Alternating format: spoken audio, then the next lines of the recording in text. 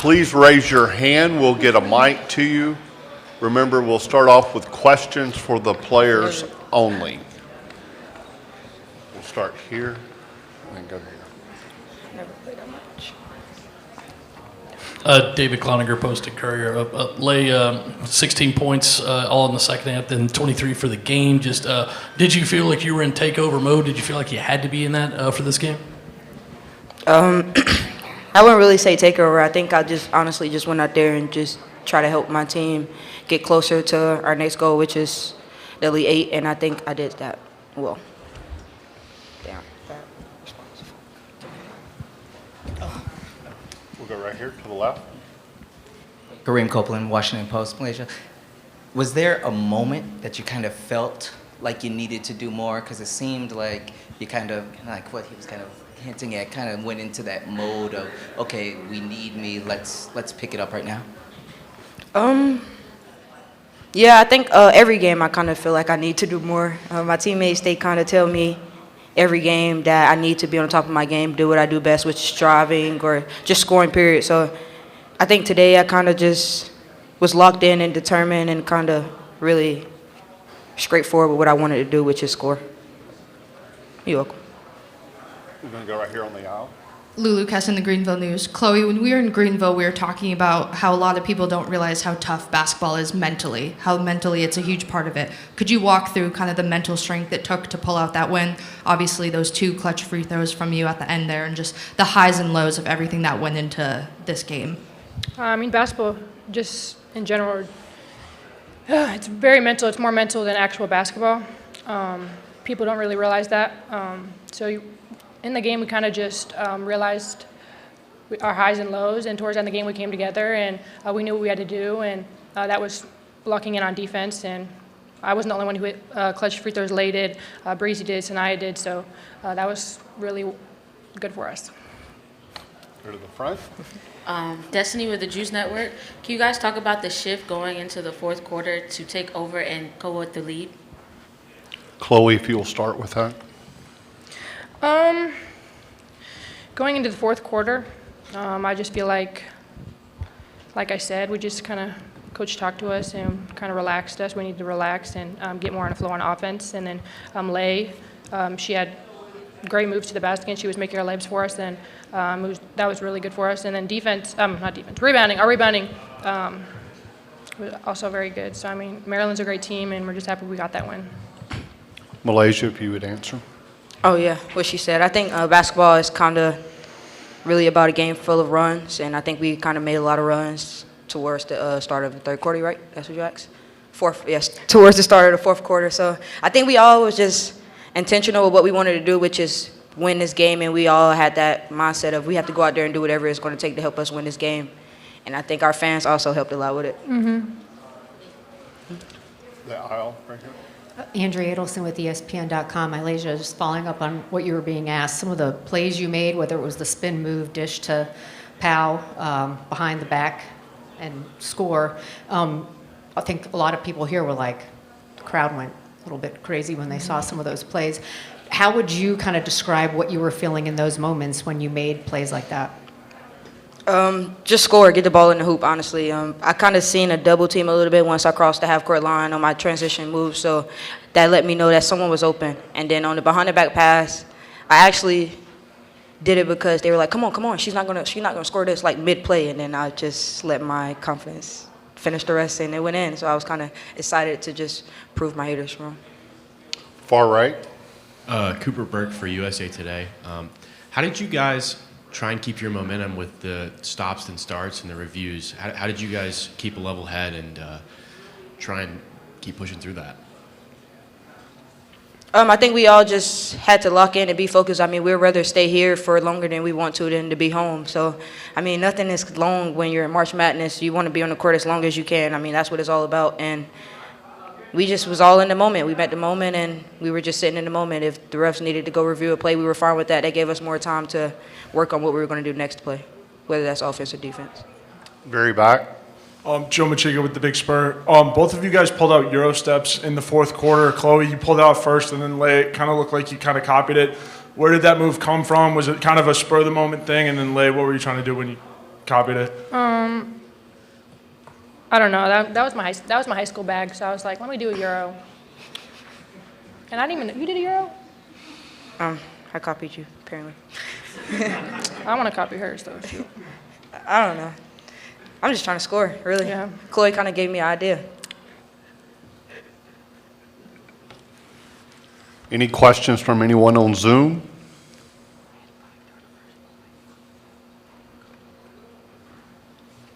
Okay, ladies, you're dismissed. Thank you. Thank you.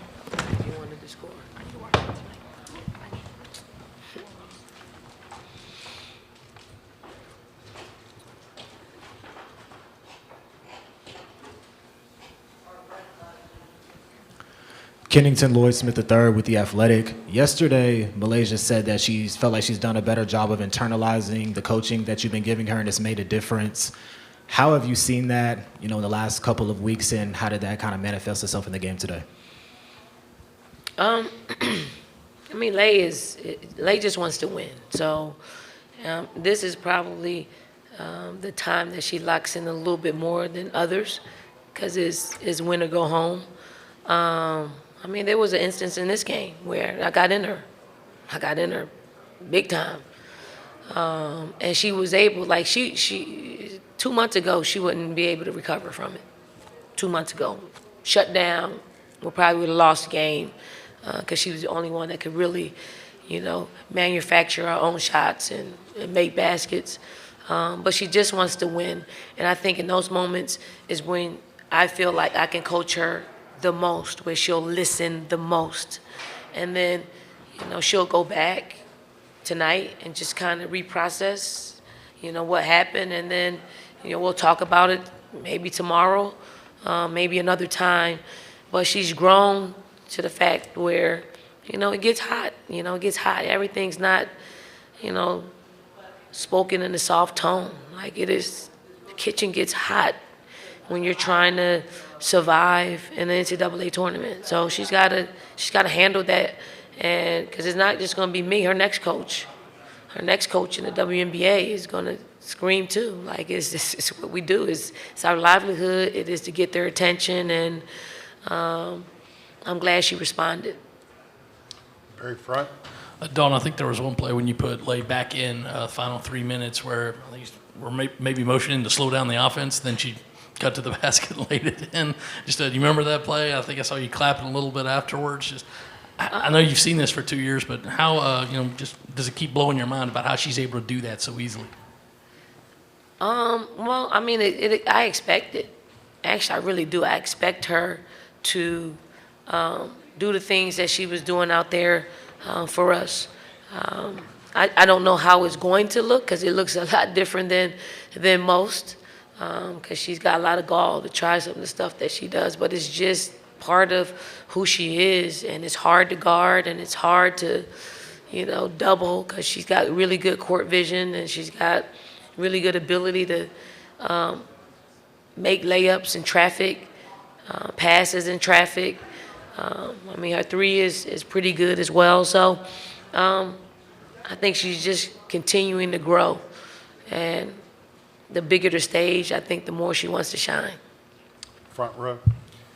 Hey, Coach. Destiny with the Juice Network. Can you speak on what you're telling your team to keep the momentum going into the second half? Did we have momentum? I just wanted to get a unit out on the floor that could resemble what we practice and how to execute our game plan. It just wasn't working with the combination of players that we had in the first and second quarters. And then the third quarter, we went back to our starters, and it just really didn't feel right, just the fluidity of it. And then, if it's that kind of game, I think Lay is probably the perfect guard that you can call on, to manufacture points. And she did that. And I thought she did a really good job at on the other end of the floor, not dying on screens and, chasing them over the top of screens. And then, everybody just started to flow around her. And we haven't really had to play that way a whole lot. So it was a little bit different, but refreshing to know that, you know, we can call on a youngster and she can come through for us. Second row right here. Andrea Adelson with ESPN.com. It's 2 games in a row now where you've been challenged and tested and had to come back to win games. What have you learned about this group as they've been able to do that? Yeah, we're a resilient group. I mean, I mean, we people thought we had the easiest region. I didn't think so. It's not easy at all. It gets harder because we got to play Duke. I just think our team has been through so much. Like you know, they're unshakable. You know, they're unflappable. Our conference gives us a lot of credit.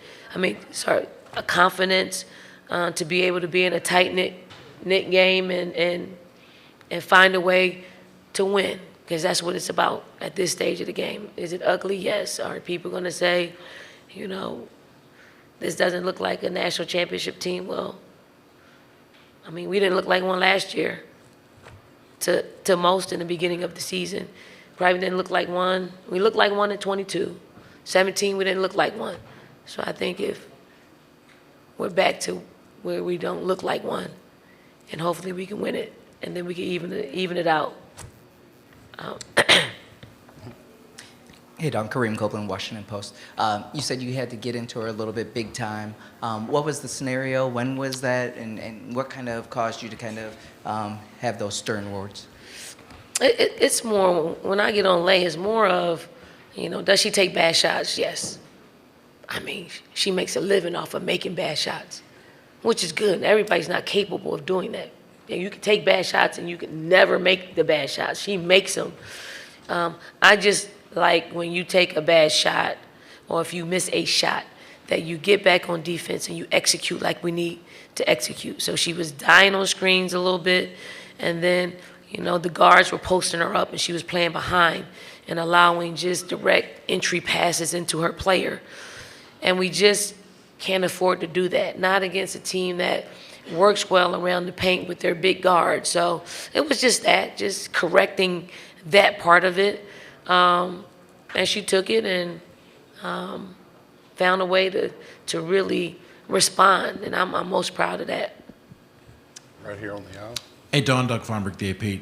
Just to follow up, was that in the first half when you laid into her, or was it third quarter, if you remember? No, I think that was third quarter. Okay, and the other one was the last 3 minutes. I think you were down one with 3:25 left. They didn't score until Sailors 3 with 25 seconds left. The defense, can you talk about what the job you guys did in that when the game was on the line, so to speak? Yeah, I mean, that's our normal defense. If we would have connected, you know, those possessions early in the basketball game, we might find ourselves with a little bit of a bigger lead. But we were down at that point, and we had to lock in. I thought our assistant coaches did a great job at just suggesting to put, you know, different players in, you know, substituting offense for defense, and then getting Breezy in because she's our defensive stopper. 'Cause she sat, you know, I think almost a whole quarter, you know, probably 10 minutes within the third and fourth quarters. We got her back in. Our players just want to win. Do they want to play? Yes, they want to play. Everybody would love to be in a game at the end of the game, you know. But some of them perform better in those situations, and it's a game-by-game situation for us. But we locked in and defended because we didn't want to go home. Hey, Chapel Fowler at the State. Dawn, we saw you have a few animated conversations with the refs. How would you assess today's officiating and maybe how it impacted the game flow today? I mean, the officials have a hard job. Like, they got a really hard job. I don't even have thick enough skin to do their job. You know, the animation was probably more we have a jokingly conversation rather than really a heated conversation. They were really good at just communicating out there on the floor, and that's why they're officiating in the Sweet 16, and probably some of them on their way to the Final Fours, because they're able to handle those type of situations, communicate with the coaches in a way that just really de-escalates the situation. But they have to do that. They're being graded. They can't just say, okay, it's .5, the game is in hand. They can't do that because, ignoring, those situations will decrease their opportunity to go further in the NCAA tournament. Okay. Kiana Nelson-Shine with The Athletic. You spoke on thick enough skin. I had the pleasure of meeting Kristen LaPaz, who directed your biopic and also did an excellent job on Giannis documentary. Although Columbia is now home and Philadelphia is your foundation, it's no secret that Philadelphians are tough, resilient people. What else are you looking forward to people learning in your biopic about the role Philadelphia has played in who you are and how you've built this team to sustain the tournament? I think I said something wrong. I'm gonna get back with you on that one. I don't think that's supposed to be out there like that. I'll get back with you. Okay, our last question is going to be on Zoom for Jonathan Dobbins. Jonathan Dobbins from Light On College Sports. Coach Staley, your bench outscored your starters today. Can you talk about the importance of having a bench to rely on in crucial moments this late in March? Yep. I mean, our bench, they do a really great job at just when they're inserted into the game, they're able to play more free than our starters. I mean, starters have a job to do. They got to get us off to a great start. They have to execute the game plan at the start of the game. They have to be the example of how we need to play, especially from a defensive standpoint. And then when our reserves come in, the tone is set. They lift the tone. They are probably a little bit younger. They're able to get up and down the floor a little bit freely and play free, because the amount of freedom that they have, the starters don't have it. And if I told the starters that our reserves, our bench players come in and they play with a certain freedom, they might want to come off the bench and play with that same freedom. But it's important. I mean, you cannot win a national championship without having depth. You can't. I think I used to recruit and say, hey, come help me win a national championship, right? Until you've won, you really don't know. And then when you've won them, what's the commonality. We've had depth. We've had health. Like when we were at our most healthiest, we win. Like we win a whole lot of basketball games. So knock on wood, we have that, and I hope that we can utilize that on Sunday afternoon when we have to play a really good Duke team. Okay, thank you, Coach. Thank you.